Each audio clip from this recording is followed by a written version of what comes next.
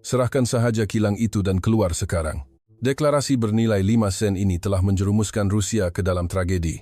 Dengan hanya 10.000 rubel bersamaan kira-kira 500 ringgit Malaysia, kilang automobil Proton Malaysia bertaraf dunia telah diserahkan kepada Rusia dengan harga yang sangat murah. Dengan kapasiti pengeluaran tahunan sebanyak 230.000 unit dan kadar operasi 102%, Rusia telah merampas aset Malaysia bernilai 7 bilion rubel, bersamaan kira-kira 350 juta ringgit Malaysia dengan alasan perang. Akibatnya sangat dahsyat. Apakah harga yang perlu dibayar oleh sebuah negara yang telah mengkhianati kepercayaan? Kisah yang mengejutkan ini akan didedahkan sekarang. Di mana Anda mendengarnya, jangan lupa untuk melanggan dan menyukai. Sebaik sahaja pintu bilik mesyuarat dibuka, timbunan laporan tertumpah ke atas meja. Ia adalah senarai penarikan diri syarikat asing, Volkswagen, Renault, BMW, dan juga Proton. Setiap kali halaman diselak, jadwal penutupan kilang yang ditandakan dengan dakwat merah menarik perhatian. Di atas peta Saint Petersburg, seseorang telah melukis bulatan dengan pen merah tebal. Nombor yang terperangkap di dalamnya ialah 230.000 unit setahun dengan kadar operasi 102%. Selamat sejahtera, nama saya Alexei Volkov. Saya memegang jawatan sebagai Timbalan Menteri Perindustrian Negara Rusia. Dan pada hari itu, saya berada dalam kedudukan untuk bersuara paling lantang di antara mereka yang duduk di dalam bilik mesyuarat. Ia adalah kira-kira sebulan selepas perang bermula. Sekatan dari negara-negara barat melimpah ruah, dan syarikat-syarikat asing berlumba-lumba mengumumkan hasrat mereka untuk meninggalkan Rusia. Bilik mesyuarat itu tegang. Semua orang menahan nafas, tetapi saya berbeza. Saya fikir saat ini adalah satu peluang. Menteri Perindustrian memulakan laporannya. Kandungannya adalah mengenai kilang Proton di Saint Petersburg yang telah menghentikan operasinya. Bekalan alat ganti telah terputus, dan juru teknik dari ibu pejabat telah ditarik balik. Masih terdapat lebih 3.000 pekerja di kilang itu, dan mereka gemetar, tidak tahu bila gaji mereka akan dibayar. Orang-orang di dalam bilik mesyuarat itu menundukkan kepala. Seseorang mengeluh. Tetapi semasa saya mendengar laporan itu, saya mempunyai pemikiran yang sama sekali berbeza. Kilang itu adalah kemudahan pengeluaran automobil yang paling cekap di Rusia. Tidak keterlaluan untuk mengatakan ia bertaraf dunia. Kadar kecacatan kurang daripada 1% dan kadar operasi talian melebihi kapasiti reka bentuknya. Ketika kilang-kilang Rusia yang lain bergelut dengan kadar operasi 70,80%, tempat itu mencatatkan 102%. Saya telah menghafal nombor itu. Ia sangat penting. Pada pandangan saya, melepaskan kilang seperti itu adalah satu kerugian negara. Semasa mesyuarat berlangsung, saya terus berfikir, kita sedang berperang. Ini adalah situasi darurat negara. Jadi, kita boleh melakukannya. Dari segi undang-undang, tiada masalah. Terdapat peruntukan yang membenarkan negara menguruskan aset strategik dalam keadaan darurat. Dalam keadaan di mana syarikat asing secara unilateral menamatkan kontrak dan pergi, adalah wajar bagi kami untuk mengambil alih kilang itu. Saya percaya begitu, atau mungkin saya mahu percaya begitu. Menteri itu menyambung kata-katanya. Datuk Bandar Saint Petersburg telah menghantar permintaan segera.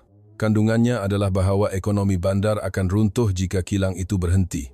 3.000 pekerjaan langsung, dan jika Anda menambah pembekal alat ganti, lebih 10.000 orang bergantung pada kilang itu.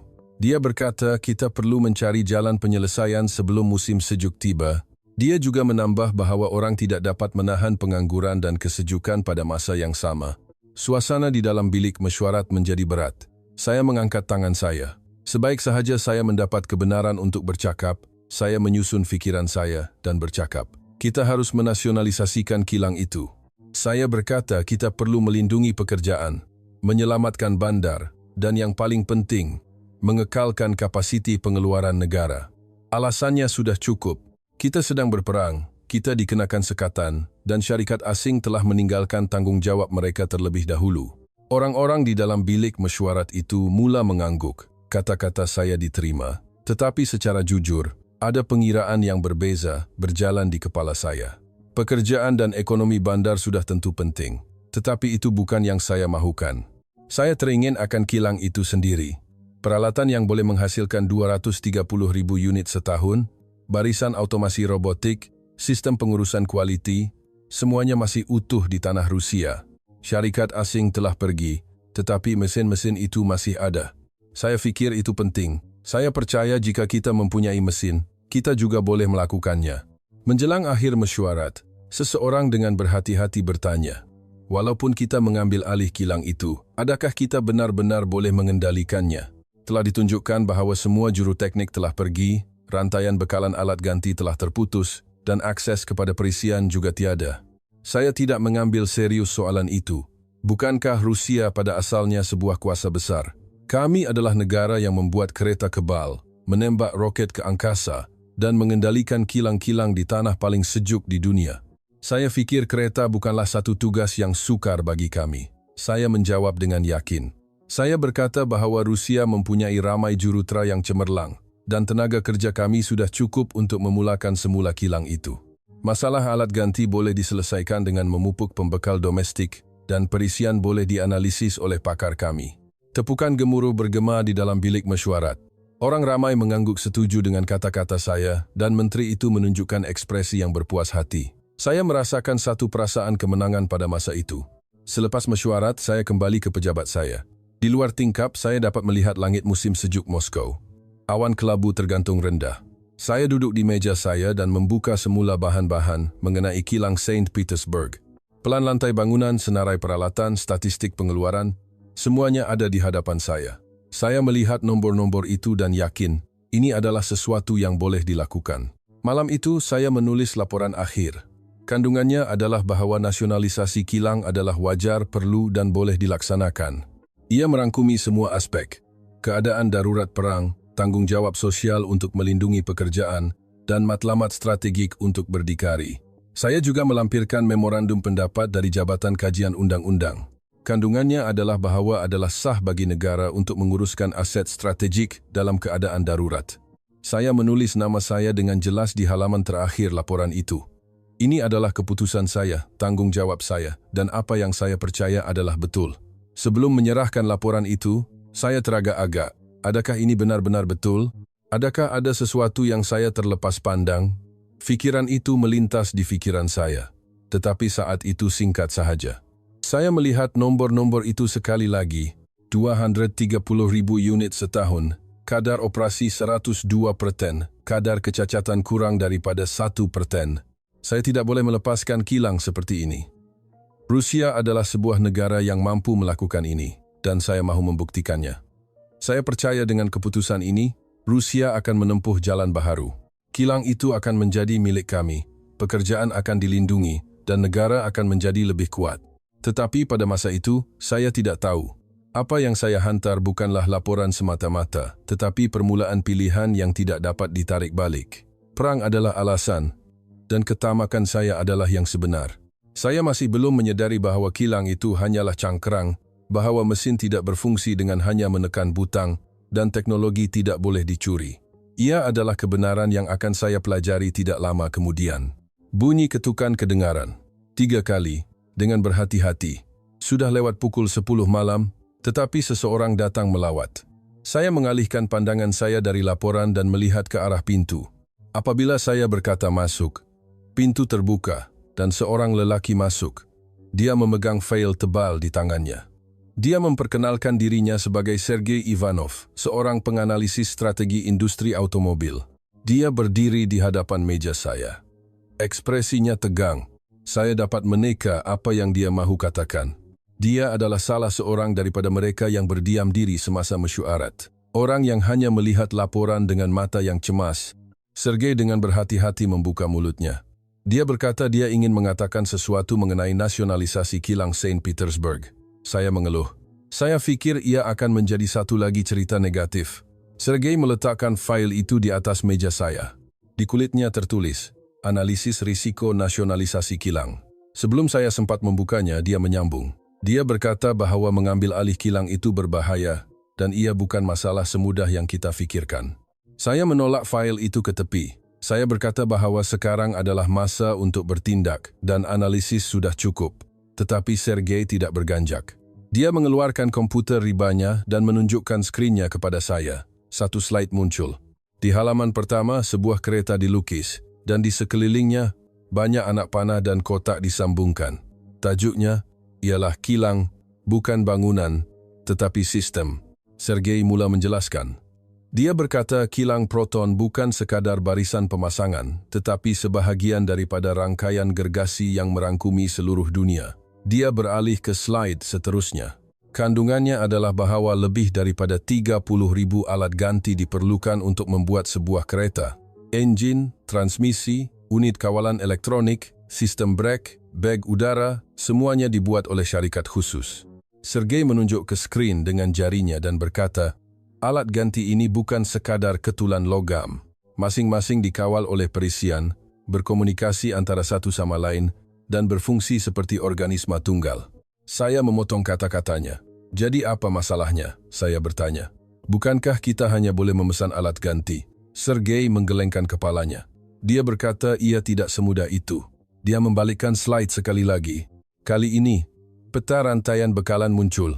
Titik-titik ditandakan di pelbagai negara. Malaysia, Jepun, Jerman, Amerika Syarikat, dan titik-titik itu disambungkan dengan garisan dan berkumpul di Saint Petersburg.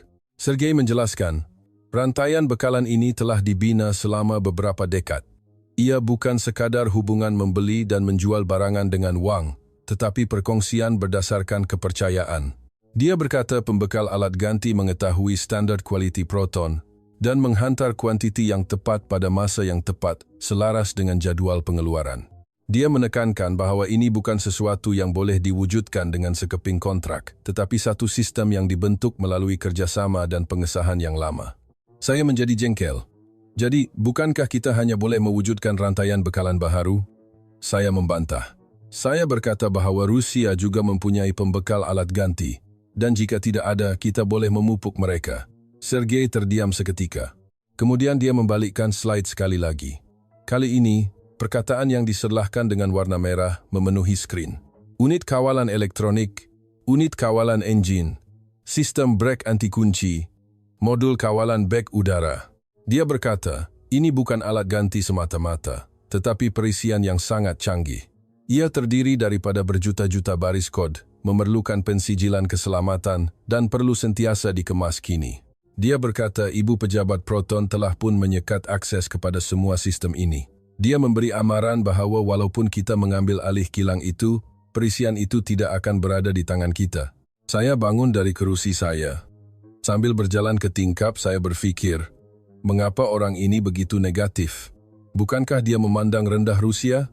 Kita juga mempunyai pakar perisian, jurutera, dan keupayaan teknikal. Saya berkata kepada Sergei, pakar kita boleh menganalisisnya, walaupun ia mengambil masa, kita boleh melakukannya. Sergei menjawab dengan senyap, masa bukan masalahnya, ini adalah masalah undang-undang. Dia memberi amaran bahawa perisian itu dilindungi oleh hak harta intelek. Dan jika kita menyalin atau menganalisisnya secara sembarangan, kita akan terlibat dalam tindakan undang-undang antarabangsa. Selain itu, walaupun kita berjaya menyalinnya, ia hanyalah salinan haram, tiada kemas kini, tiada sokongan teknikal, dan tidak dapat bertindak balas terhadap standar keselamatan baharu. Saya berfikir, kita adalah Rusia. Kita adalah kuasa besar dunia. Kita tidak boleh berlutut kerana perisian kereta. Saya berpaling kepada Sergei dan berkata, kalau begitu bukankah kita boleh membangunkannya sendiri? Apa yang tidak boleh dilakukan oleh jurutera Rusia? Sergei mengeluh. Kemudian dia menunjukkan slide terakhir. Anggaran tempo pembangunan dan kos telah ditulis. Pembangunan sistem kawalan elektronik sendiri, sekurang-kurangnya 5 tahun, kos pelaburan berbilion-bilion dolar. Dan dia berkata tiada jaminan kejayaan. Dia berkata adalah tidak realistik untuk kita mengejar teknologi dan pengetahuan yang telah dikumpulkan oleh pembuat kereta dunia selama beberapa dekad dalam masa beberapa tahun. Saya kembali ke meja saya dan duduk. Saya mengambil fail Sergei dan membelek beberapa halaman. Ia penuh dengan graf, carta dan angka. Tetapi saya fikir semua ini adalah keterlaluan. Penganalisis sentiasa membentangkan senario terburuk. Saya berkata kepada Sergei, kata-kata Anda ada benarnya, tetapi kita sedang berperang dan kita tidak mempunyai banyak pilihan. Sergei memandang tepat ke mata saya dan berkata, itulah masalahnya. Apabila kita merasakan kita tidak mempunyai pilihan, kita membuat pilihan yang salah. Dia bercakap perlahan-lahan dan jelas, Tuan Timbalan Menteri. Kita boleh merampas mesin. Kita boleh menjadikan bangunan, robot dan tali sawat sebagai milik kita. Tetapi kita tidak boleh mencuri sistem. Sistem adalah kepercayaan antara manusia, keserasian antara teknologi, dan pengetahuan yang terkumpul selama beberapa dekad. Saya memotong kata-katanya. Cukup, kata saya. Saya berkata bahwa saya telah membuat keputusan, saya telah menulis laporan, dan saya akan menyerahkannya esok pagi. Sergei tidak berkata apa-apa lagi. Dia hanya menundukkan kepalanya dan mengemas komputer ribanya. Sebelum meninggalkan pintu, dia berkata buat kali terakhir, tolong fikirkan sekali lagi. Tolong pertimbangkan dengan teliti akibat daripada keputusan ini. Pintu ditutup. Saya tinggal seorang diri. File yang ditinggalkan oleh Sergei terletak di atas meja saya. Saya menolaknya ke dalam laci. Saya tidak mahu melihatnya. Saya membuka laporan saya sekali lagi. Saya membaca semula ayat itu. Nasionalisasi kilang adalah wajar, perlu, dan boleh dilaksanakan. Saya masih yakin. Saya fikir Sergei terlalu pesimis, dan dia memandang rendah Rusia. Malam itu, saya meneliti laporan itu buat kali terakhir. Saya tidak mengubah satu huruf pun. Saya percaya pertimbangan saya betul. Kata-kata Sergei semakin mengecil di kepala saya. Konsep abstrak seperti sistem dan kepercayaan kelihatan kurang meyakinkan daripada nombor konkret di hadapan saya. 230.000 unit setahun. Itu sahaja. Keesokan paginya, saya menyerahkan laporan itu. Saya tidak melampirkan amaran Sergei. Saya memutuskan ia tidak perlu. Laporan itu telah dihantar ke pihak atasan dan akan melalui proses semakan. Saya kembali ke meja saya dan menguruskan tugas harian saya. Tetapi saya tidak dapat menumpukan perhatian. Kata-kata Sergei malam itu terus terngiang-ngiang di pikiran saya. Kita boleh merampas mesin, tetapi kita tidak boleh mencuri sistem. Saya mengabaikan kata-kata itu. Saya mahu mengabaikannya. Kerana saat saya mengakuinya, saya terpaksa mengakui bahwa semua keputusan yang saya buat adalah salah. Saya belum bersedia untuk itu. Di luar tingkap, saya dapat melihat langit musim sejuk Moskow. Awan kelabu masih tergantung rendah. Saya berfikir, Rusia adalah kuasa besar. Kita boleh melakukannya. Sergei terlalu pesimis. Sambil meyakinkan diri saya bersedia untuk langkah seterusnya. Jika laporan itu diluluskan, maka tiba masanya untuk melaksanakannya. 3 hari telah berlalu sejak saya menyerahkan laporan itu. Masih tiada jawaban daripada pihak atasan. Saya hanya diberitahu ia sedang dalam semakan. Saya duduk di pejabat saya dan melihat beberapa bahan lama. Ia adalah laporan mengenai industri automobil Soviet pada tahun 1970-an. Kertas yang pudar itu berbau habuk. Sambil membelek halaman-halaman itu, saya merasakan kelegaan yang aneh. Ia mengandungi kegemilangan kami. Lada, Volga, Moskvich. Nama-nama itu menarik perhatian saya. Ia menyatakan pengeluaran tahunan 2 juta unit. Pada tahun 1980-an, Kesatuan Soviet adalah negara kelima terbesar di dunia dalam pengeluaran kereta. Sambil melihat nombor itu, saya berfikir, kami adalah negara yang boleh melakukannya. Kami pada asalnya adalah negara seperti ini. Negara yang menjadikan yang mustahil menjadi mungkin. Kami adalah yang pertama di dunia melancarkan satelit buatan, menghantar manusia ke angkasa, dan membina bandar-bandar di tanah paling sejuk di dunia. Saya dibesarkan dengan kebanggaan itu. Saya bangga menjadi orang Rusia, dan saya percaya tiada apa yang tidak boleh kami lakukan. Kereta hanyalah perkara kecil berbanding pencapaian tersebut. Petang itu, terdapat mesyuarat Kementerian Perindustrian. Beberapa timbalan menteri berkumpul. Topik mesyuarat itu ialah strategi perindustrian dalam keadaan sekatan. Timbalan Menteri Tenaga bercakap terlebih dahulu. Dia berkata bahawa Eropah mungkin akan menghentikan gas Rusia, tetapi mereka akhirnya akan kembali. Apabila musim sejuk tiba, mereka tidak mempunyai pilihan. Semua orang mengangguk. Seorang timbalan menteri dari Kementerian Pertahanan menyambung. Dia berkata bahawa Barat takut dengan kekuatan tentera kami, itulah sebabnya mereka menekan kami dengan sekatan. Tetapi dia menekankan bahawa kami mempunyai senjata nuklear, peluru berpandu hipersonik, dan sistem pertahanan udara terkuat di dunia. Suasana di dalam bilik mesyuarat menjadi tegang. Orang ramai mula bercakap tentang kekuatan kami. Saya juga menambah, industri automobil adalah sama. Bukankah kita negara yang membuat kereta kebal? Saya berkata tidak ada sebab mengapa negara yang membuat jet pejuang dan kapal selam tidak boleh membuat kereta. Orang ramai bertepuk tangan. Seseorang menjerit. Betul, kami berkata kami boleh melakukannya dengan secukupnya tanpa teknologi barat. Pada masa itu, seorang kaunselor muda dengan berhati-hati mengangkat tangannya. Tetapi, Bukankah kereta berbeza daripada kereta kebal? Dia berkata bahawa pasaran pengguna mempunyai keperluan yang berbeza daripada industri ketenteraan. Bilik mesyuarat menjadi senyap. Beberapa orang merenungnya. Timbalan Menteri Pertahanan tersenyum sinis dan berkata, "Jadi, adakah Anda mengatakan kita lebih teruk daripada Malaysia?" Apabila perkataan Malaysia disebut, suasana berubah dengan aneh. Saya merasakan perubahan itu. Ekspresi orang ramai menjadi tegang. Seseorang berbisik, Malaysia berada di bawah kita. Ramai orang bersetuju dengan kenyataan itu. Saya juga berfikir begitu. Ingatan saya tentang tahun 1988 terlintas di fikiran. Pada masa itu, Malaysia adalah sebuah negara membangun. Kesatuan Soviet berada dalam kedudukan untuk memindahkan teknologi perindustrian kepada mereka. Saya pernah mendengar bahawa teknologi Soviet telah digunakan dalam pembinaan beberapa projek perindustrian di Malaysia. Sukar untuk menerima bahawa negara seperti itu kini berada di hadapan kita. Timbalan Menteri Kewangan berkata, "Apa yang Malaysia buat? Telefon pintar, itu juga dibuat di China. Kereta, bukankah itu akhirnya industri pemasangan? Bukankah teknologi terasnya dari Jerman atau Jepun?" Orang ramai bersetuju mengatakan bahawa Malaysia hanyalah sebuah negara yang bekerja keras dan dari segi keupayaan teknikal, Rusia jauh di atas. Saya mengangguk. Saya benar-benar berfikir begitu. Saya menganggap produk yang dibuat oleh syarikat Malaysia akhirnya meniru teknologi negara maju. Mereka mengejar dengan bekerja keras, bukan inovasi sebenar. Rusia berbeza. Kami adalah negara pertama yang pergi ke angkasa, membuat enjin roket paling berkuasa di dunia, dan satu-satunya negara yang mengendalikan pemecah ais berkuasa nuklear. Selepas mesyuarat, Timbalan Menteri Pertahanan menghampiri saya di koridor. Dia berkata dengan suara yang perlahan, "Volkov, pendapat Anda betul. Kita telah terlalu lama memandang tinggi kepada Barat. Sudah tiba masanya untuk mempercayai kekuatan kita sendiri." Saya menepuk bahunya.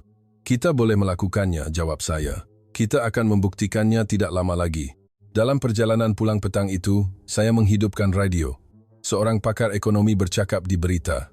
Dia berkata bahawa Rusia adalah kuasa sumber, mempunyai wilayah yang luas, dan tenaga kerja yang berpendidikan tinggi. Sekatan sebaliknya akan menjadikan Rusia lebih kuat, dan kini kita mempunyai peluang untuk benar-benar berdikari dari kebergantungan asing. Saya menaikkan kelantangan radio. Apabila saya tiba di rumah, saya pergi ke bilik bacaan saya. Saya mengambil sebuah buku lama dari rak. Tajuknya ialah Sejarah Perindustrian Soviet. Sambil membelek halaman, satu petikan menarik perhatian saya.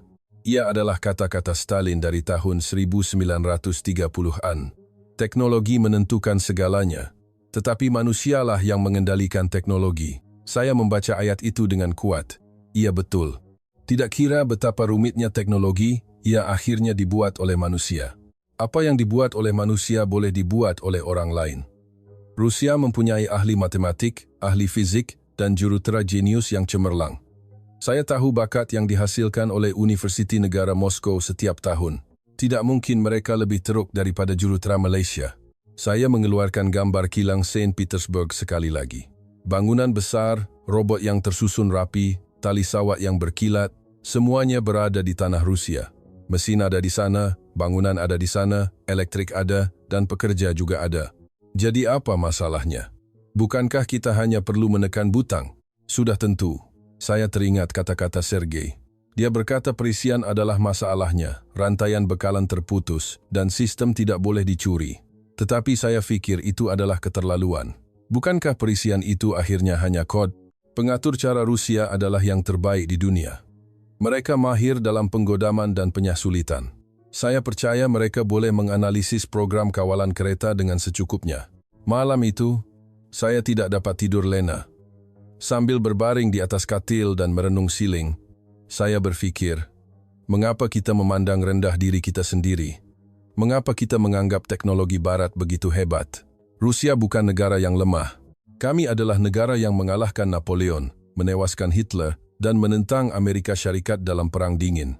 Apabila saya bangun pada waktu subuh, saya telah membuat keputusan. Tiada lagi keraguan. Kilang Saint Petersburg akan menjadi milik kami, dan kami akan mengendalikan kilang itu dengan cara Rusia. Saya memutuskan untuk tidak mendengar kata-kata orang yang ragu-ragu seperti Sergei. Saya menganggap mereka terlalu banyak menerima pendidikan Barat sehingga tidak mengetahui kekuatan sebenar Rusia. Keesokan paginya, sebaik sahaja saya tiba di tempat kerja, saya menerima panggilan telepon. Ia dari pihak atasan. Mereka berkata laporan itu telah disemak dan mesyuarat akhir akan diadakan pada 11 petang. Saya menjawab, baiklah.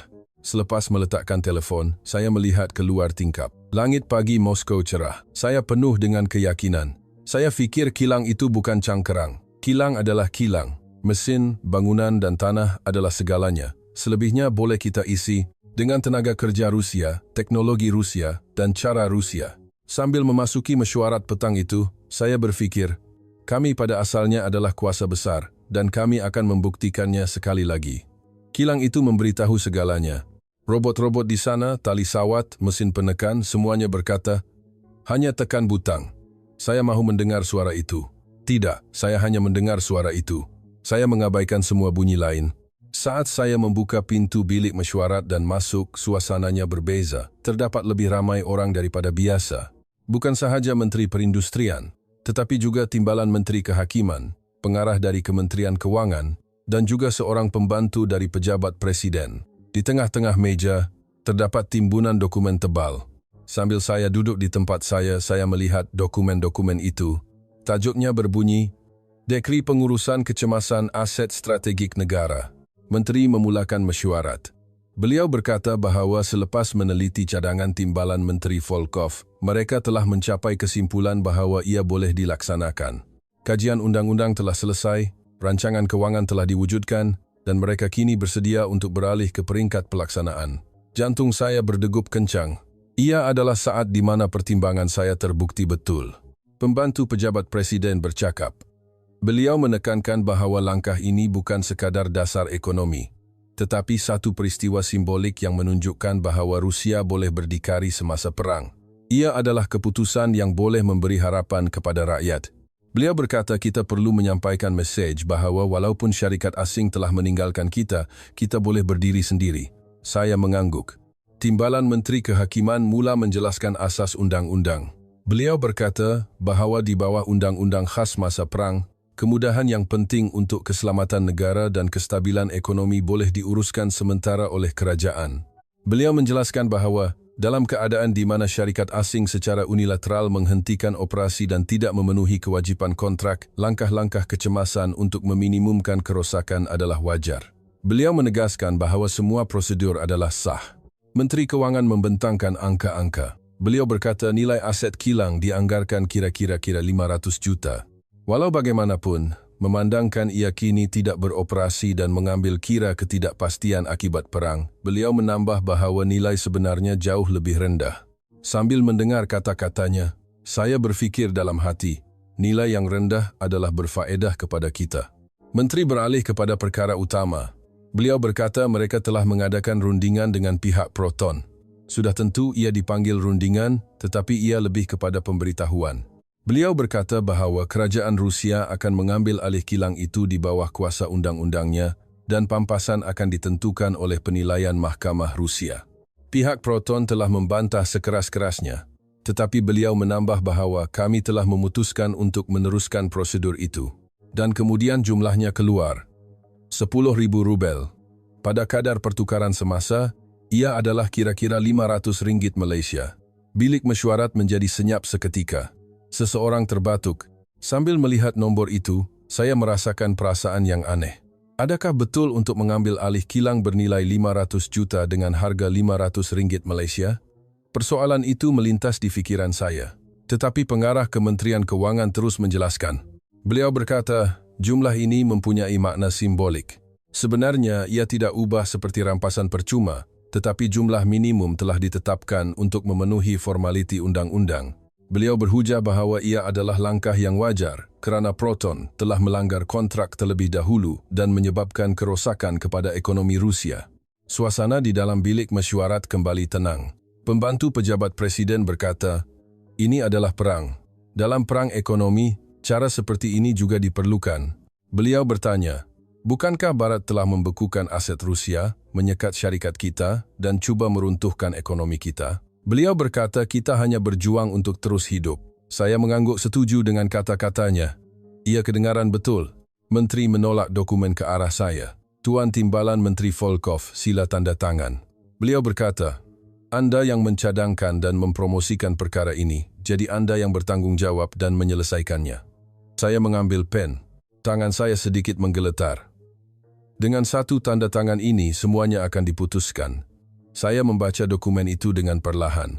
Ia penuh dengan istilah undang-undang, tetapi intipatinya mudah.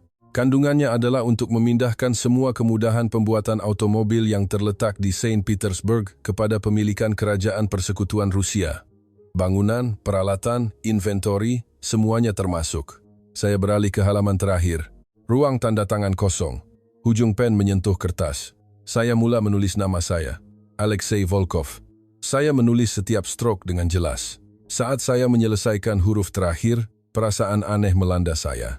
Perasaan pencapaian dan kegelisahan datang pada masa yang sama. Tetapi saya menekan kegelisahan itu. Ini adalah perkara yang betul. Ini adalah untuk Rusia. Saya meyakinkan diri saya. Dokumen itu diserahkan kepada orang lain. Menteri menandatanganinya, Timbalan Menteri Kehakiman menandatanganinya, dan pengarah Kementerian Keuangan juga menandatanganinya. Pembantu pejabat presiden meletakkan cop terakhir. Ia telah menjadi dokumen rasmi. Kini tiada jalan kembali. Menteri menghulurkan tangan untuk berjabat tangan. Syabas, katanya. Ini adalah keputusan bersejarah. Orang lain juga mengucapkan tahniah kepada saya. Sambil berjabat tangan dengan mereka, saya tersenyum. Tetapi di satu sudut hati saya, sesuatu yang tidak selesa bergelora. Saya tidak tahu apa sebenarnya. Selepas mesyuarat, saya keluar ke koridor. Di seberang tingkap, saya dapat melihat pemandangan petang Moskow. Ia adalah hari biasa. Tetapi di dalam bangunan ini, sesuatu yang luar biasa baru sahaja berlaku.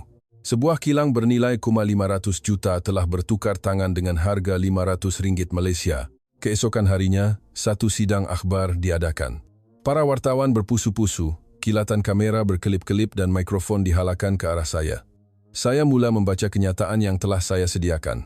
Saya mengisytiharkan bahawa kerajaan Rusia telah meletakkan kilang automobil Saint Petersburg di bawah sistem pengurusan negara. Saya menjelaskan bahawa ini adalah langkah yang tidak dapat dielakkan untuk melindungi pekerjaan dan ekonomi rakyat semasa perang. Para wartawan mengajukan soalan, bagaimana dengan Pampasan? Adakah Proton bersetuju bila kilang akan beroperasi semula? Saya menjawab dengan tenang.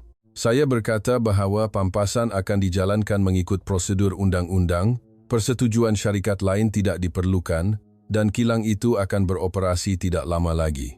Seorang wartawan mengajukan soalan yang tajam. Bukankah ini satu pelanggaran undang-undang antarabangsa? Saya menjawab dengan tegas. Ini adalah langkah yang sah di bawah undang-undang khas masa perang. Rusia adalah sebuah negara berdaulat, dan apa yang berlaku di dalam wilayah kami adalah tertakluk kepada undang-undang kami. Saya menekankan bahawa kami mempunyai hak untuk melindungi rakyat kami kerana syarikat asing telah melanggar kontrak terlebih dahulu dan meninggalkan Rusia. Seorang lagi wartawan bertanya, bagaimana Anda akan menyelesaikan masalah teknikal? Saya menjawab dengan yakin. Rusia mempunyai ramai jurutera yang cemerlang. Pakar kami boleh melakukannya dengan secukupnya. Saya menambah bahawa kami akan membangunkan teknologi kami sendiri jika perlu dan juga memupuk pembekal domestik. Selepas pengumuman itu, berita itu disiarkan. Ia adalah berita utama petang. Penyampai berita menyifatkan langkah itu sebagai kemenangan ekonomi dalam perang. Beliau melaporkan bahawa Rusia tidak tunduk kepada tekanan Barat dan telah mula menempuh jalan berdikari. Skrin menunjukkan pemandangan kilang dari udara, diikuti dengan adegan temu bual saya. Malam itu, saya menonton berita itu sekali lagi di rumah. Saya melayari pelbagai saluran untuk memeriksa reaksi. Kebanyakannya adalah positif. Pakar-pakar muncul dan menyatakan sokongan mereka terhadap keputusan itu. Mereka menilai bahawa Rusia kini tidak perlu bergantung pada syarikat asing dan ia adalah permulaan ekonomi berdikari. Saya juga memeriksa reaksi media sosial. Kebanyakan komen adalah menyokong. Bagus, sudah tentu. Syarikat yang meninggalkan Rusia patut menerima padanya. Terdapat beberapa komen kritikal, tetapi ia tenggelam. Sambil melihat skrin itu, saya berasa lega. Keputusan saya mendapat sokongan orang ramai. Telepon bimbit saya berdering. Ia adalah menteri. Syabas, katanya, memuji reaksi media yang baik. Beliau berkata bahawa pejabat presiden juga berpuas hati. Saya mengucapkan terima kasih. Selepas meletakkan telefon, saya melihat keluar tingkap. Moskow pada waktu malam berkelip-kelip dengan cahaya. Malam itu, saya mabuk dengan perasaan kemenangan. Jumlah RM500 Malaysia itu menggelikan.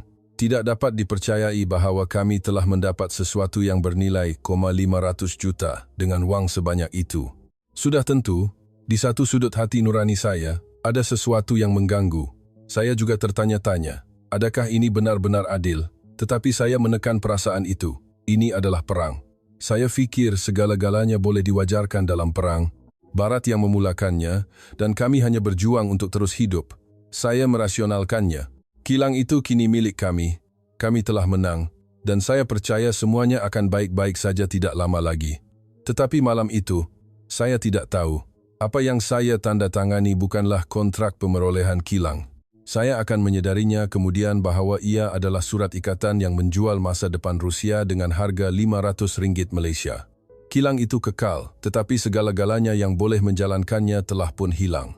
Saya telah membeli sebuah cangkerang. Sebuah cangkerang yang sangat mahal. 2 hari selepas menandatangani kontrak, saya menaiki penerbangan ke Saint Petersburg. Kini tiba masanya untuk pelaksanaan.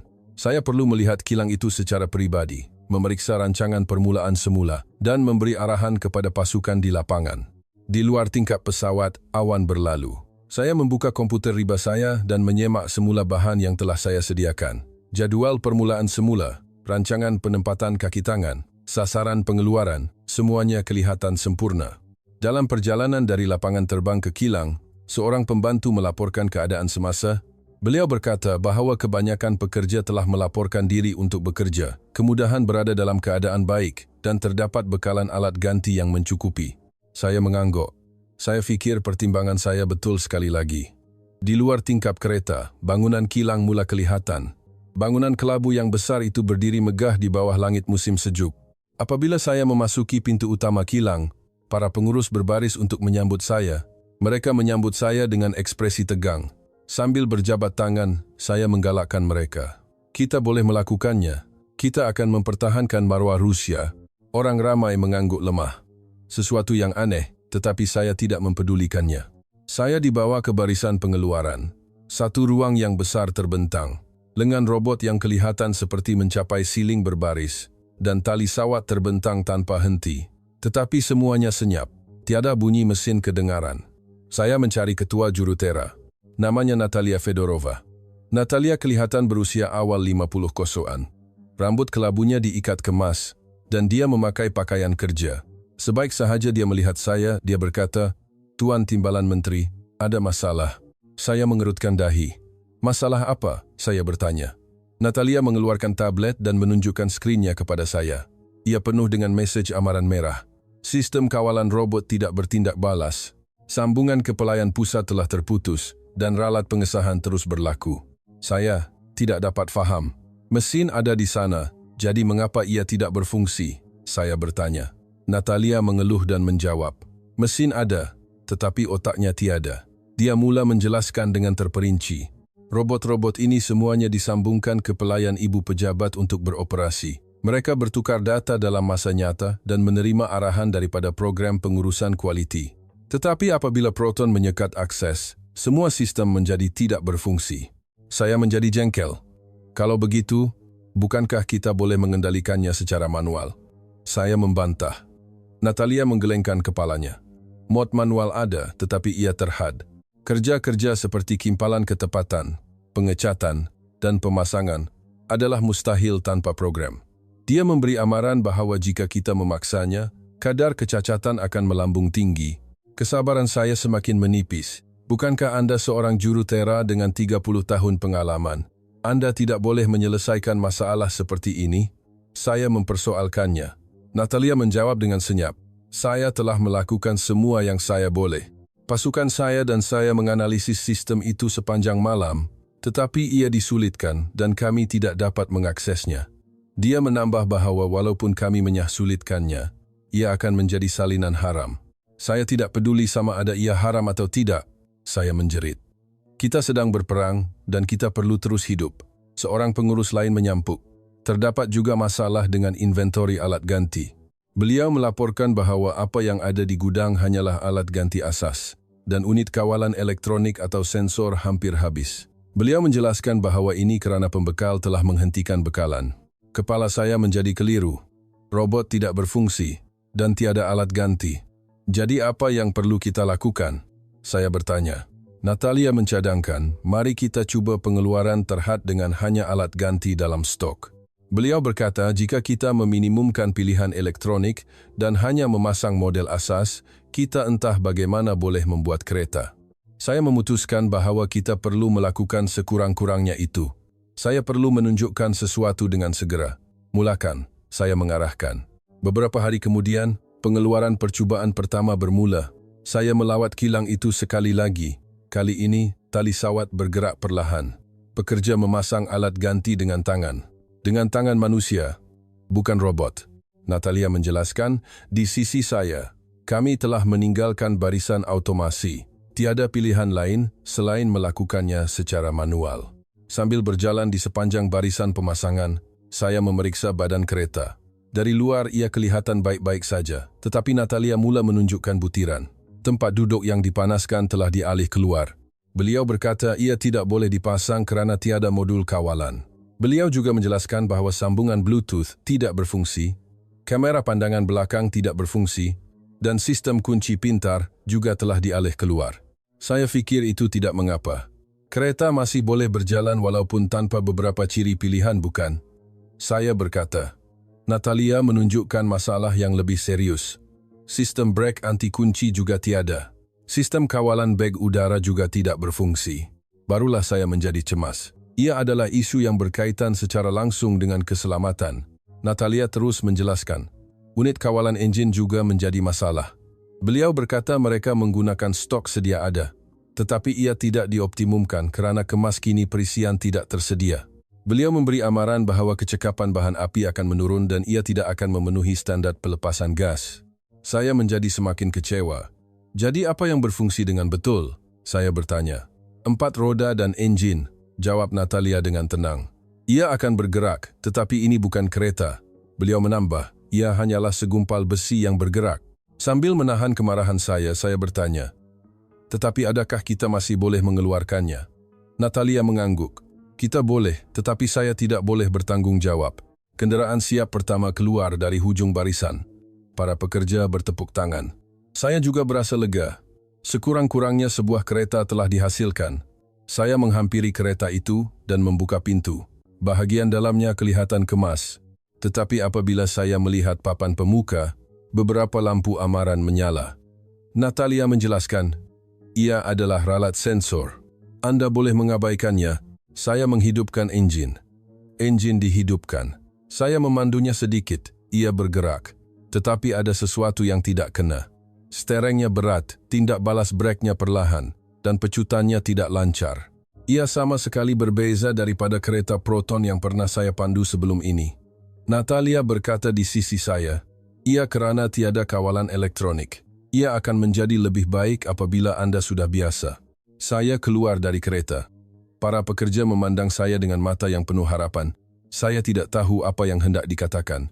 Adakah saya patut kata ia bagus, atau patutkah saya menunjukkan masalahnya? Saya berfikir. Akhirnya, saya tersenyum dan berkata, ia bagus untuk langkah pertama. Mari kita terus memperbaikinya. Orang ramai bertepuk tangan, tetapi bunyinya kedengaran kosong. Saya bercakap dengan Natalia secara pribadi di pejabat. Saya bertanya secara jujur, bolehkah kita menjualnya dalam keadaan ini? Natalia teragak-agak dan kemudian menjawab, secara undang-undang, ia boleh menjadi masalah. Ia tidak memenuhi standar keselamatan. Tetapi beliau menambah bahawa dalam keadaan perang, pengecualian mungkin dikenakan. Saya mengangguk. Saya fikir kita hanya perlu membuat pengecualian. Di luar tingkap, saya dapat melihat pemandangan kilang dari udara. Bangunan besar, banyak mesin, orang yang sibuk bergerak, semuanya kelihatan berfungsi. Tetapi kata-kata Natalia terus terngiang-ngiang di kepala saya. Mesin ada, tetapi otaknya tiada. Barulah saya sedar. Apa yang kami ambil hanyalah cangkerang kilang. Tetapi saya tidak mahu mengakuinya. Saya telah sampai sejauh ini. Saya tidak boleh berundur. Saya mengarahkan Natalia, teruskan pengeluaran. Kita boleh menyelesaikan masalah satu persatu. Natalia hanya mengeluh dan bukannya menjawab. Dalam penerbangan pulang ke Moskow, saya menulis laporan. Saya meletakkan tajuk permulaan semula berjaya. Saya menulis, pengeluaran kenderaan pertama selesai, semangat pekerja tinggi, penormalan barisan pengeluaran sedang berjalan. Saya tidak menyebut masalah teknikal. Saya percaya masa akan menyelesaikannya, atau lebih tepatnya, saya mahu percaya ia akan diselesaikan. Keesokan paginya, selepas kembali ke Moskow, terdapat permintaan segera di atas meja saya. Ia dari kilang Saint Petersburg. Kandungannya adalah bahwa inventori alat ganti hanya tinggal untuk 2 minggu. Modul kawalan elektronik, sensor, penyambung wayar, semuanya semakin habis. Saya segera memanggil ketua jabatan perolehan. Ketua itu masuk dan melaporkan. Semua pembekal sedia ada telah menamatkan kontrak mereka. Beliau menjelaskan bahwa Bosch Jerman tidak menjawab panggilan, Denso Jepun menolak kerana melanggar sekatan, dan syarikat Malaysia juga telah menghentikan bekalan. Saya bertanya, tiada syarikat Rusia? Ketua itu menggelengkan kepalanya. Tiada syarikat domestik yang membuat alat ganti seperti itu. Saya melihat keluar tingkap. Saya berasa kecewa. Kita memerlukan alat ganti untuk membuat kereta, tetapi tiada tempat untuk mendapatkannya. Pada masa itu, ketua itu berkata dengan berhati-hati, ada China. Beliau berkata bahawa syarikat China menunjukkan minat terhadap pasaran Rusia. Kata-katanya menarik perhatian saya. Terdapat pilihan. Seminggu kemudian, delegasi syarikat China tiba di Moskow. Saya pergi ke lapangan terbang untuk menyambut mereka. Li Wei, kelihatan berusia lewat 50-an, memakai sut mahal. Beliau menyapa dalam bahasa Rusia yang fasih. Satu penghormatan untuk bersama Rusia dalam masa yang sukar ini, katanya. Rundingan sebenar bermula di bilik mesyuarat. Li Wei memulakan pembentangannya. Beliau menekankan bahawa China adalah rakan kongsi yang paling boleh dipercayai bagi Rusia. Beliau juga berbangga bahawa kapasiti pengeluaran alat ganti automobilnya adalah yang terbaik di dunia. Slide-slide menunjukkan gambar kilang-kilang China. Ia adalah kemudahan yang besar. Saya menyerahkan senarai alat ganti yang diperlukan. Li Wei menelitinya dan tersenyum. Semuanya boleh dibekalkan, katanya. Beliau yakin bahawa mereka boleh membuat segala-galanya. Dari unit kawalan enjin, sensor brake anti kunci, modul beg udara, malah skrin sentuh. Saya berasa lega. Saya fikir saya akhirnya telah menemui jalan penyelesaian. Tetapi saat saya menerima senarai harga, ekspresi saya menjadi tegang. Satu unit kawalan enjin berharga 3 kali ganda daripada harga buatan Jerman sebelumnya. Sensor berharga 2,5 kali ganda, dan penyambung wayar juga 2 kali ganda. Saya memandang Li Wei. Ini terlalu mahal. Sila semak semula, kata saya. Li Wei menjawab dengan tenang. Ini adalah harga yang mengambil kira keadaan semasa Rusia. Beliau bertanya, kos logistik juga telah meningkat. Risikonya tinggi, dan yang paling penting, bukankah tiada pembekal lain? Saya tidak dapat berkata apa-apa. Kata-katanya betul. Memang tiada pilihan lain. Rundingan berterusan selama beberapa hari. Saya cuba menurunkan harga, tetapi ia sia-sia. Li Wei tidak berganjak sedikit pun. Sebaliknya, beliau mula menambah syarat. Bayar 50% sebagai pendahuluan. Biasanya, ia adalah 30%. Saya bertanya mengapa ia begitu tinggi. Li Wei menjelaskan, nilai rubel Rusia tidak stabil. Beliau berkata beliau perlu melindung nilai terhadap risiko turun naik kadar pertukaran. Beliau juga menambah bahawa kaedah pembayaran menjadi rumit kerana sekatan. Oleh kerana kiriman wang bank biasa tidak boleh dilakukan, ia perlu melalui bank perantara dan kosnya juga perlu ditanggung oleh Rusia. Saya menjadi semakin marah, tetapi saya menahannya. Saya juga menimbulkan isu kualiti. Adakah ia pada tahap yang sama dengan buatan Jerman atau Jepun? Saya bertanya. Li Wei teragak agak seketika dan kemudian menjawab, ia pada tahap yang sama. Teknologi China juga telah banyak berkembang. Tetapi saya tidak dapat merasakan keyakinan dalam matanya. Saya meminta sampel. Saya perlu mengujinya sendiri, kata saya. Seminggu kemudian sampel tiba. Saya menghantarnya ke kilang Saint Petersburg untuk diuji. Saya menerima panggilan daripada Natalia. Suaranya berat. Keputusan sampel tidak baik, katanya. Beliau melaporkan bahawa unit kawalan enjin mempunyai masa tindak balas yang perlahan, sensor mempunyai julat ralat yang besar, dan penyambung wayar mempunyai ketahanan yang rendah. Saya bertanya kepada Natalia, tetapi adakah ia masih boleh digunakan? Natalia terdiam lama. dan kemudian menjawab, "Ia boleh digunakan, tetapi kualiti kereta siap akan menurun lagi." Beliau memberi amaran. Kadar kegagalan juga akan meningkat. Beliau menambah, "Baiklah," saya menjawab. "Tiada cara lain, jadi ia tidak dapat dielakkan." Saya bertemu dengan Li Wei sekali lagi. Saya menunjukkan masalah kualiti. Beliau menjawab dengan tenang. Memandangkan harganya, ia adalah tahap yang munasabah. Beliau tersenyum dan berkata, "Jika Anda mahukan kualiti yang lebih baik, gunakan buatan Jerman." Tetapi itu mustahil, bukan? Saya mengepalkan penumbuk saya. Tetapi saya tidak dapat membantah. Kami memasuki peringkat semakan kontrak. Pasukan undang-undang menimbulkan masalah. Syarat-syarat kontrak terlalu berat sebelah. Mereka menunjukkan bahawa tempoh jaminan kualiti adalah pendek. Syarat untuk menukar produk yang rosak adalah ketat. Dan penyelesaian pertikaian adalah di bawah bidang kuasa Mahkamah Cina.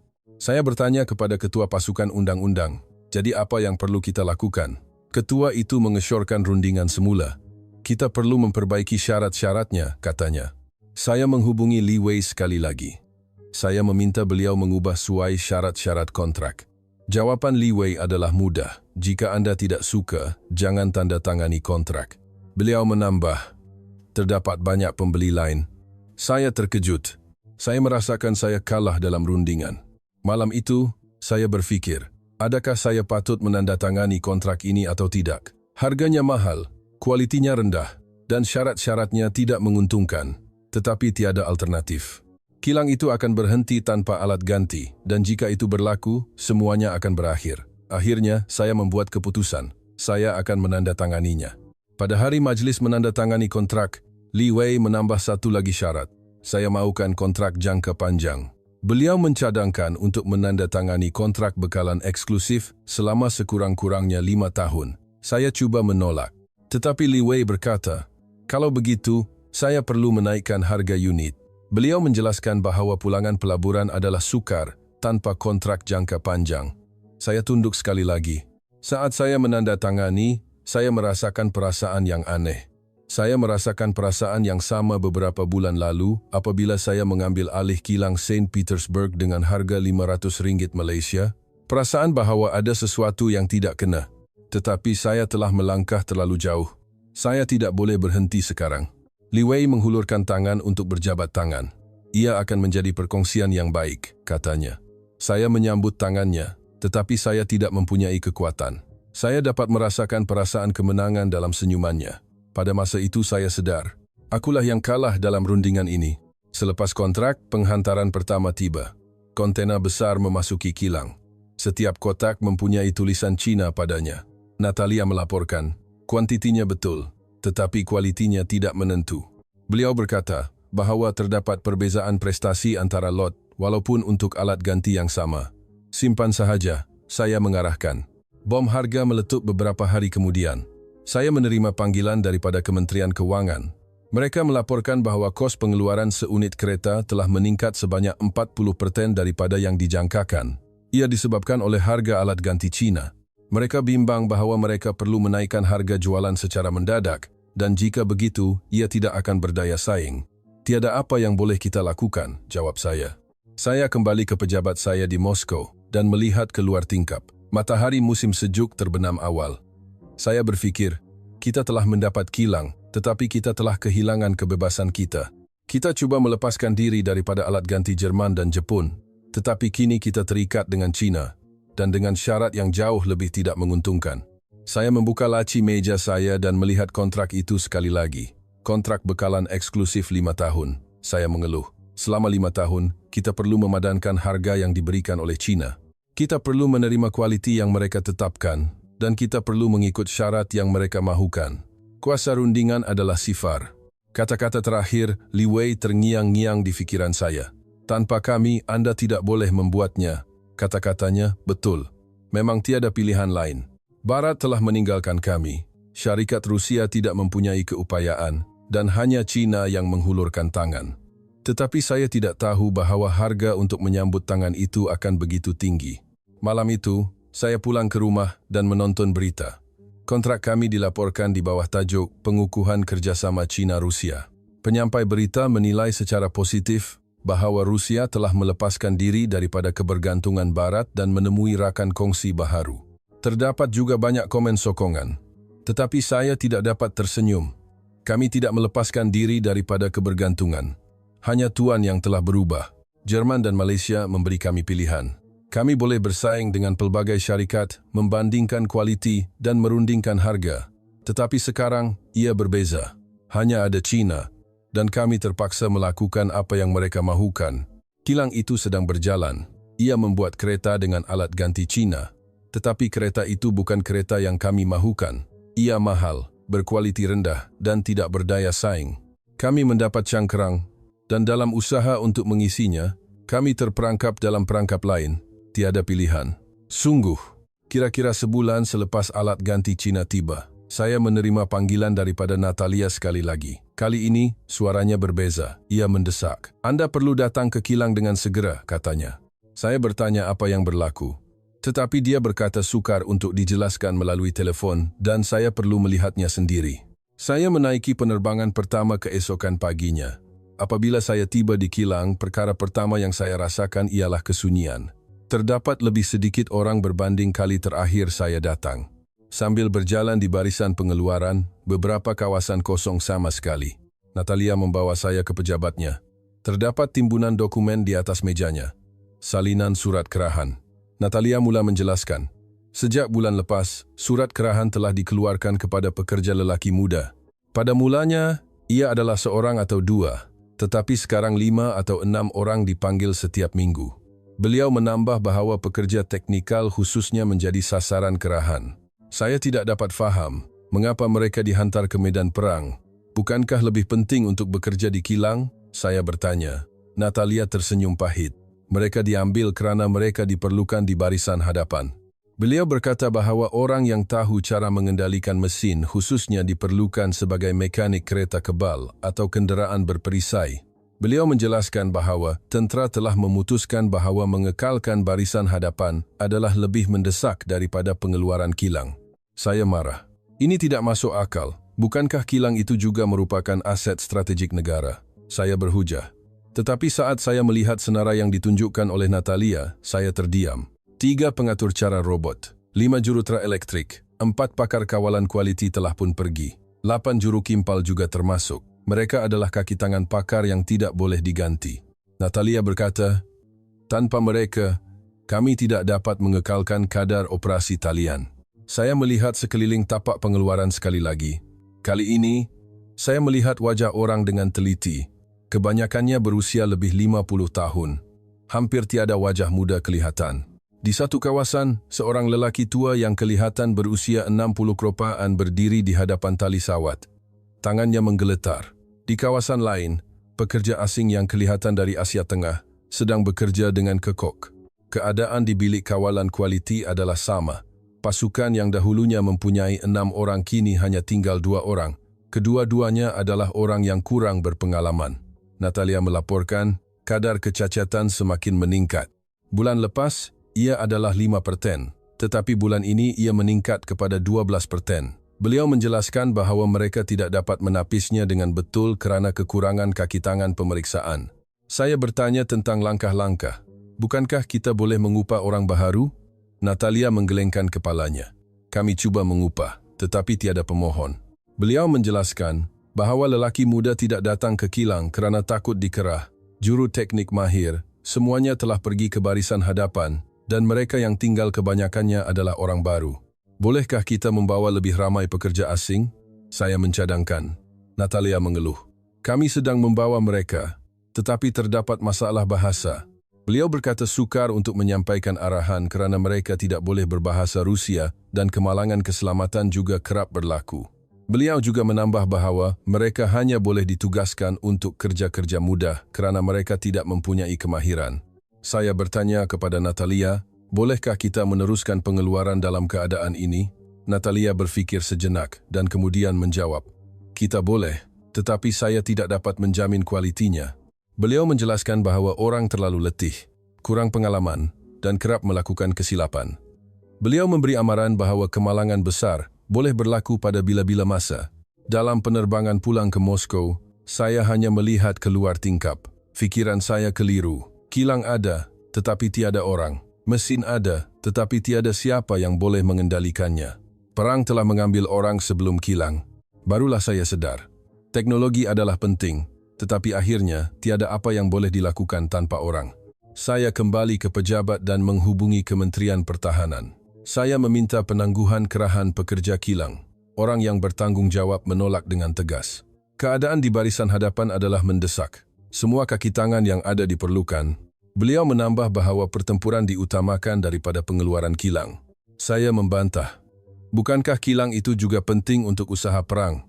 Orang yang bertanggung jawab tersenyum sinis. Apa yang Anda buat di kilang? Bukankah lebih baik berjuang di barisan hadapan daripada membuat kereta yang tidak berfungsi dengan baik? Saya tidak dapat berkata apa-apa. Saya meletakkan telefon. Malam itu, saya tidak dapat tidur lena. Senarai surat kerahan terus terngiang-ngiang di fikiran saya. Pengatur cara robot, jurutera elektrik, pakar kawalan kualiti. Di mana mereka sekarang? Apa yang mereka lakukan? Adakah mereka membaiki kereta kebal? Atau adakah mereka menggali parit? Adakah mereka masih hidup? Hanya orang tua, orang baru, dan pekerja asing yang tinggal di kilang. Robot-robot canggih berdiri. Tetapi tiada siapa yang dapat mengendalikannya dengan betul. Kami mendapat kilang, tetapi kami kehilangan orang yang boleh menjalankannya. Perang telah mengambil segalanya. Keremajaan, teknologi, masa depan. Keesokan paginya, saya menerima message teks daripada Natalia. 3 lagi orang telah menerima surat kerahan. Kali ini, pakar kimpalan terakhir yang tinggal juga termasuk. Saya tidak dapat membalas. Saya tidak tahu apa yang hendak ditulis. Apa yang boleh kita buat di kilang tanpa orang? Tiada apa-apa. 3 bulan telah berlalu sejak saya meminta Kementerian Pertahanan mengenai isu tenaga kerja. Tiada jawapan. Sementara itu, keadaan di kilang menjadi lebih teruk. Pada suatu petang Jumaat, saya menerima panggilan terakhir daripada Natalia. Kami akan menghentikan barisan pengeluaran. Ia tidak mungkin lagi. Saya tidak dapat berkata apa-apa. Saya hanya menjawab, baiklah. Saya menuju ke Saint Petersburg sekali lagi. Kali ini saya seorang diri. Saat saya memasuki pintu utama kilang, saya merasakan kesunyian. Tiada bunyi enjin, tiada bunyi mesin beroperasi. Barisan pengeluaran telah berhenti sepenuhnya. Lengan robot tidak bergerak, dan hanya badan kereta yang separuh, siap tergeletak di atas tali sawat. Natalia menyambut saya. Dia kelihatan sangat kurus. Kami berjalan di kilang tanpa berkata apa-apa. Bengkel kosong, lampu padam, mesin berdebu. Kilang yang dahulunya menghasilkan 230.000 unit setahun sedang mati seperti ini. Sambil melihat pemandangan itu, saya berfikir, akulah yang melakukan ini. Kembali ke pejabat, Natalia menyerahkan laporan akhir. Beliau berkata bahawa mereka telah menghasilkan sejumlah 30.000 unit dalam setahun yang lalu. Ia adalah 13% daripada sasaran. Beliau menambah bahawa lebih separuh daripadanya tidak memenuhi standar kualiti. Jualan lebih teruk lagi. Pengguna tidak membelinya. Siapa yang akan membeli kereta yang mahal, mudah rosak, dan tiada perkhidmatan selepas jualan? Saya melihat keluar tingkap. Di tempat letak kereta, kereta yang kami buat berbaris. Ia adalah inventory yang tidak terjual. Salji menutupinya. Natalia berkata dengan senyap, Tuan Timbalan Menteri, kami telah melakukan yang terbaik, tetapi ini adalah perkara yang mustahil dari awal lagi. Saya mengangguk. Saya terpaksa mengakuinya sekarang. Petang itu di bilik hotel saya menghidupkan komputer riba saya mencari berita, dan satu artikel menarik perhatian saya. Tajuknya ialah Proton mencapai nomor 1 dalam pasaran India. Saya membaca artikel itu. Ia berkata bahawa mereka telah menjual 700.000 unit di India sahaja. Ia juga melaporkan bahawa pasaran Amerika Utara juga memberangsangkan dan bahagian pasaran di Eropah juga meningkat. Saya mencari artikel lain. Jualan Global Proton melebihi 8 juta unit, kemajuan dalam pasaran kereta elektrik, peningkatan nilai jenama. Setiap artikel hanyalah mengenai pertumbuhan dan kejayaan. Saya duduk termenung sambil melihat skrin. Syarikat yang kami rampas dengan harga RM500 Malaysia sedang berjaya di dunia seperti ini. Tiba-tiba, saya teringat kontrak itu. Saya mengeluarkan dokumen dari beg saya. Dekri Pengurusan Kecemasan Aset Strategik Negara. Saya membaca semula klausa dalam dokumen tebal itu. Pilihan beli balik. Pemilik asal mempunyai hak untuk membeli semula pada harga pasaran dalam tempoh 2 tahun. Saya mengira tarikhnya. Akhir bulan ini adalah tarikh akhir, harapan yang aneh timbul. Mungkin Proton akan menghubungi kami untuk membeli semula? Saya berpikir, bukankah mereka juga akan berasa sayang dengan kilang ini? Ia adalah kemudahan yang pernah mencatatkan kadar operasi 102%. Saya melihat telepon bimbit saya, tetapi tiada panggilan. Keesokan harinya, saya kembali ke Moskow. Saya duduk di pejabat dan memeriksa email saya. Tiada apa-apa juga. Saya bertanya kepada jabatan perolehan, adakah ada sebarang hubungan daripada pihak Proton? Orang yang bertanggung jawab menggelengkan kepalanya. Tiada apa-apa. Senyap sepenuhnya, jawabnya. Seminggu telah berlalu. Tarikh akhir pilihan beli balik semakin hampir. Saya memeriksa telepon dan email saya setiap hari. Tetapi sehingga akhir, tiada hubungan. Pada hari terakhir, saya hanya melihat jam di pejabat saya. Pada pukul 6 petang. Pilihan itu akan tamat secara sah. Pukul 6 petang, saya melihat keluar tingkap. Matahari musim sejuk Moskow terbenam. Ia sudah berakhir. Proton tidak mahu kilang itu. Tidak. Lebih tepat lagi, mereka tidak mahu kami. Barulah saya sedar. Bagi mereka, kilang ini sudah menjadi masa lalu. Seseorang mengetuk pintu di koridor.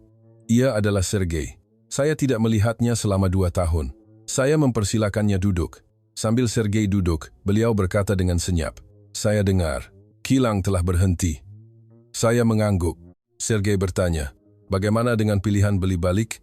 Saya menjawab, "Ia tamat hari ini. Proton tidak menghubungi." Sergei mengeluh, "Sudah tentu." Ia seperti yang dijangkakan, beliau menambah, "Mengapa?" Saya bertanya, "Mengapa sudah tentu?"